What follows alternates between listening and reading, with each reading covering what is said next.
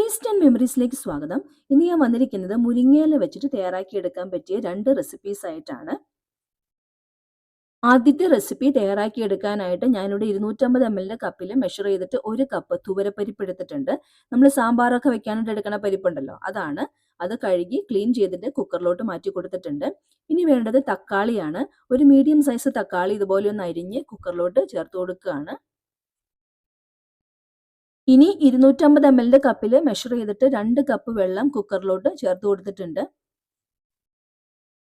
1 teaspoon വെളിച്ചെണ്ണ കൂടി ചേർത്ത് കൊടുത്തിട്ടുണ്ട്. നമ്മൾ പരിപ്പൊക്കെ വേവിക്കുമ്പോൾ കുക്കർ വിസിൽ വരുന്ന സമയത്ത് പുറത്തേക്ക് ഇങ്ങനെ തെറിക്കാറുണ്ടല്ലോ, അത് അവോയ്ഡ് ചെയ്യാൻ വേണ്ടിയിട്ടാണ് വെളിച്ചെണ്ണ ചേർത്ത് കൊടുത്തത്. ഈ കുക്കർ അടച്ചു വെച്ചിട്ട് മീഡിയം ഫ്ലെയിമിൽ 2 വിസിൽ വരുത്തിയിട്ട് പരിപ്പൊന്ന് വേവിച്ചെടുക്കണം. കുക്കറിന്റെ പ്രഷർ എല്ലാം പോയപ്പോൾ കുക്കർ തുറന്നിട്ടുണ്ട്. പരിപ്പെല്ലാം നന്നായിട്ട് തന്നെ വെന്ത് കിട്ടിയിട്ടുണ്ട്. വെന്ത് ഉടഞ്ഞൊന്നും പോയിട്ടില്ല, പാകത്തിന് വെന്ത് കിട്ടിയിട്ടുണ്ട്. ഇങ്ങനെയാണ് നമുക്ക് വേണ്ടത്. ഇനി ഒരു മൺചട്ടി അടുപ്പത്തോട്ട് വെച്ചിട്ടുണ്ട്. ചട്ടി ചൂടായി വന്നപ്പോൾ 1 ടേബിൾ സ്പൂൺ വെളിച്ചെണ്ണയാണ് ചേർത്ത് കൊടുത്തത്. വെളിച്ചെണ്ണയും ചൂടായി വന്നപ്പോൾ 1/2 ടീസ്പൂൺ കടുക് ചേർത്ത് കൊടുത്തിട്ടുണ്ട്. കടുക് പൊട്ടി വരുമ്പോൾ ജീരകം ചേർത്ത് കൊടുക്കണം, നല്ല ജീരകം. ഞാനിവിടെ 1/4 ടീസ്പൂൺ ജീരകം ചേർത്ത് കൊടുത്തിട്ടുണ്ട്. ജീരകം മൂത്ത് വരുമ്പോൾ 5 അല്ലി വെളുത്തുള്ളി ഒന്ന് ചതച്ച് ചേർത്ത് കൊടുക്കുകയാണ്. ഈ വെളുത്തുള്ളി ഒന്ന് മൂത്ത് വരണം, അതുവരെ ഒന്ന് ഇളക്കി കൊടുക്കാം. വെളുത്തുള്ളി ചേർത്ത് കൊടുക്കുമ്പോൾ ചതച്ച് തന്നെ ചേർത്ത് കൊടുക്കുക, അപ്പോഴായിരിക്കും കൂടുതൽ ടേസ്റ്റ് ഉണ്ടാവുക. ഇപ്പൊ വെളുത്തുള്ളി എല്ലാം നന്നായിട്ട് മൂത്ത് ഒന്ന് മൊരിഞ്ഞ് വന്നിട്ടുണ്ട്. ഈ സമയത്ത് ഇതിലോട്ട് ചെറിയുള്ളി ചേർത്ത് കൊടുക്കാം. ഞാനിവിടെ 10 ചെറിയുള്ളി അരിഞ്ഞെടുത്തിട്ടുണ്ട്, അത് ചേർത്ത് കൊടുക്കുകയാണ്. 1/4 ടീസ്പൂൺ ഉപ്പ് ചേർത്ത് കൊടുത്തിട്ട് ചെറിയുള്ളി ഒന്ന് വഴറ്റിയെടുക്കാം. 2 വറ്റൽമുളക് രണ്ടായിട്ട് മുറിച്ച് ചേർത്ത് കൊടുക്കുകയാണ്. വറ്റൽമുളക് ആദ്യമേ ചേർത്ത് കൊടുത്താൽ കരിഞ്ഞു പോകാനായിട്ട് ചാൻസ് ഉണ്ട്, അതുകൊണ്ടാണ് ഈ സമയത്ത് ചേർത്ത് കൊടുത്തത്. ഇനി ഈ ചെറിയുള്ളി നന്നായിട്ട് മൂത്ത് മൊരിഞ്ഞു വരണം, അതുവരെ ഒന്ന് ഇളക്കി കൊടുക്കാം. ചെറിയുള്ളി നന്നായിട്ട് മൊരിച്ചെടുക്കുമ്പോഴായിരിക്കും നമ്മുടെ കറിക്ക് കൂടുതൽ ടേസ്റ്റ് ഉണ്ടാവുക. ഇപ്പൊ ചെറിയുള്ളി എല്ലാം നന്നായിട്ട് മൊരിഞ്ഞു വന്നിട്ടുണ്ട്, ഇത്രയും മതി. ഇനി നമ്മൾ ഇതിലോട്ട് പൊടികൾ ചേർത്ത് കൊടുക്കുകയാണ്.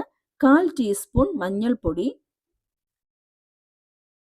ഇനി ചേർത്ത് കൊടുക്കേണ്ടത് മുളക് പൊടിയാണ്. ഞാനിവിടെ 1/2 ടീസ്പൂൺ മുളക് പൊടി ചേർത്ത് കൊടുത്തിട്ടുണ്ട്. നിങ്ങൾക്ക് കൂടുതൽ എരിവ് ആവശ്യമാണെങ്കിൽ അതനുസരിച്ചിട്ട് കൂടുതൽ ചേർത്ത് കൊടുക്കാം.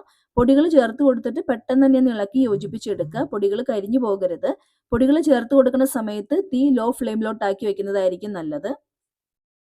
ഇനി മുരിങ്ങയില ചേർത്ത് കൊടുക്കാം. ഞാനിവിടെ 2 കൈപ്പിടി നിറയെ മുരിങ്ങയില എടുത്തിട്ടുണ്ട്. അത് കഴുകി ക്ലീൻ ചെയ്തിട്ട് ചട്ടിയിലോട്ട് ചേർത്ത് കൊടുത്തിട്ടുണ്ട്. മുരിങ്ങയില ചേർത്ത് കൊടുത്തിട്ട് 2 മിനിറ്റൊക്കെ ഇളക്കി കൊടുക്കാം. മുരിങ്ങയില പെട്ടെന്ന് തന്നെ വെന്ത് കിട്ടും. ഇപ്പോൾ മുരിങ്ങയിലയൊക്കെ നന്നായിട്ട് വാടി വന്നിട്ടുണ്ട്, നന്നായിട്ട് കുക്കായി കിട്ടിയിട്ടുണ്ട്. ഇത്രയും മതി.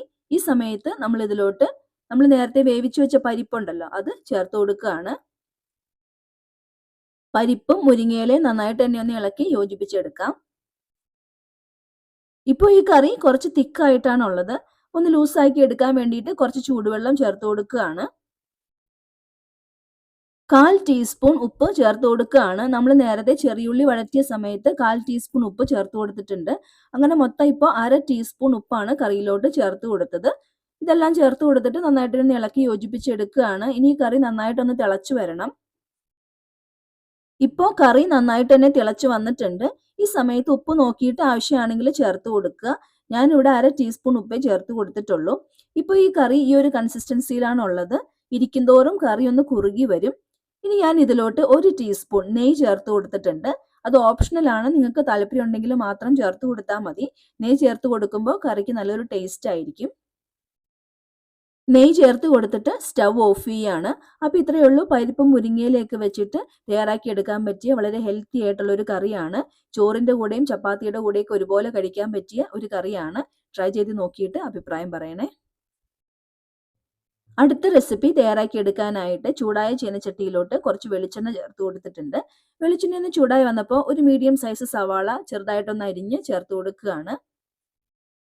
ഒരു 1/4 ടീസ്പൂൺ ഉപ്പും കൂടെ ചേർത്ത് കൊടുത്തിട്ട് സവാള ഒന്ന് വഴറ്റിയെടുക്കാം. സവാള ഒരുപാട് വഴന്ന് മൊരിഞ്ഞു പോകേണ്ട ആവശ്യമൊന്നുമില്ല, ഒന്ന് വാടി വന്നാൽ മതിയാവും. അതുവരെ ഒന്ന് ഇളക്കി കൊടുക്കാം. ഇപ്പൊ സവാളയൊക്കെ വാടി വന്നിട്ടുണ്ട്, ഇത്രയും മതി. ഇനി ഇതിലോട്ട് പൊടികൾ ചേർത്ത് കൊടുക്കുകയാണ്. ആദ്യം തന്നെ മഞ്ഞൾപ്പൊടി ചേർത്ത് കൊടുക്കാം. 1/4 ടീസ്പൂണിന്റെ പകുതി മഞ്ഞൾപ്പൊടിയാണ് ചേർത്ത് കൊടുത്തത്. ഇനി വേണ്ടത് മുളക് പൊടിയാണ്. ഞാനിവിടെ ഒരു 1/4 ടീസ്പൂൺ മുളക് പൊടിയാണ് ചേർത്ത് കൊടുത്തത്. നിങ്ങൾക്ക് എരിവിനനുസരിച്ചിട്ട് ചേർത്ത് കൊടുക്കാം. പൊടികളെല്ലാം ചേർത്ത് കൊടുത്തിട്ട് പെട്ടെന്ന് തന്നെ ഇളക്കി യോജിപ്പിച്ചെടുക്കുകയാണ്. പൊടികളൊന്നും കരിഞ്ഞു പോവരുത്. ഒന്ന് ഇളക്കി കൊടുക്കുമ്പോഴേക്കും പൊടികളുടെ പച്ചമണം എല്ലാം പോയിട്ട് പൊടികളൊന്ന് മുരിഞ്ഞു വരും. ഇനി ഇതിലോട്ട് മുരിങ്ങയില ചേർത്ത് കൊടുക്കുകയാണ്. ഞാനിവിടെ 2 കൈപ്പിടി നിറയെ മുരിങ്ങയില എടുത്തിട്ടുണ്ട്. അത് കഴുകി ക്ലീൻ ചെയ്ത് ചട്ടിയിലോട്ട് ചേർത്ത് കൊടുത്തിട്ടുണ്ട്. മുരിങ്ങയില ചേർത്ത് കൊടുത്തിട്ട് 2 മിനിറ്റൊക്കെ ഒന്ന് ഇളക്കി കൊടുക്കാം. മുരിങ്ങയിലയൊക്കെ ഒന്ന് വാടി കിട്ടണം. മുരിങ്ങയില വാടി വരുമ്പോൾ മുട്ട ചേർത്ത് കൊടുക്കണം. ഞാനിവിടെ 2 മുട്ട എടുത്തിട്ടുണ്ട്. മുട്ടയിലോട്ട് ഒരു നുള്ള് ഉപ്പും ചേർത്ത് കൊടുത്തിട്ട് ഒന്ന് മിക്സ് ചെയ്തെടുത്തിട്ടുണ്ട്. നമ്മൾ സവാള വഴറ്റിയ സമയത്ത് ഉപ്പ് ചേർത്ത് കൊടുത്തിട്ടുണ്ട്. അപ്പോൾ അതൊക്കെ നോക്കിയിട്ട് വേണം മുട്ടയിൽ ഉപ്പ് ചേർത്ത് കൊടുക്കാനായിട്ട്. മുട്ട ചീനച്ചട്ടിയിലോട്ട് ചേർത്ത് കൊടുത്തിട്ടുണ്ട്. ഇനി മുരിങ്ങയിലയും മുട്ടയും എല്ലാം കൂടി നന്നായിട്ടൊന്ന് മിക്സ് ചെയ്തെടുക്കുകയാണ്. ഇനി മുട്ട നന്നായിട്ട് വെന്ത് കിട്ടണത് വരെ ഇതുപോലെ ഒന്ന് ഇളക്കി കൊടുക്കാം. നിങ്ങൾക്ക് ഇതിലോട്ട് തേങ്ങ ചിരകിയതോ കുരുമുളക് പൊടിയോ ഒക്കെ ചേർത്ത് കൊടുക്കാം. ഞാനിപ്പോൾ ഇതൊന്നും ചേർത്ത് കൊടുത്തിട്ടില്ല. ഇപ്പൊ മുട്ടയെല്ലാം നന്നായിട്ട് തന്നെ വെന്ത് കിട്ടിയിട്ടുണ്ട്. ഇത്രയും മതി. അപ്പൊ മുരിങ്ങയിലയൊക്കെ കഴിക്കാൻ മടിയുള്ള കുട്ടികൾക്ക് ഇങ്ങനെയൊക്കെ ഉണ്ടാക്കി കൊടുക്കാം. മുരിങ്ങയില വെച്ചിട്ടുള്ള 2 റെസിപ്പീസ് നിങ്ങൾക്ക് ഇഷ്ടമായെന്ന് വിചാരിക്കുന്നു. ഇഷ്ടമായിട്ടുണ്ടെങ്കിൽ ലൈക്ക് ചെയ്യുക, ഷെയർ ചെയ്യുക, സബ്സ്ക്രൈബ് ചെയ്യുക, ഫോളോ ചെയ്യുക. നിങ്ങളുടെ അഭിപ്രായങ്ങൾ കമന്റ്സ് ആയിട്ട് അറിയിക്കുക. പുതിയൊരു റെസിപ്പി ആയിട്ട് വീണ്ടും കാണാം. താങ്ക്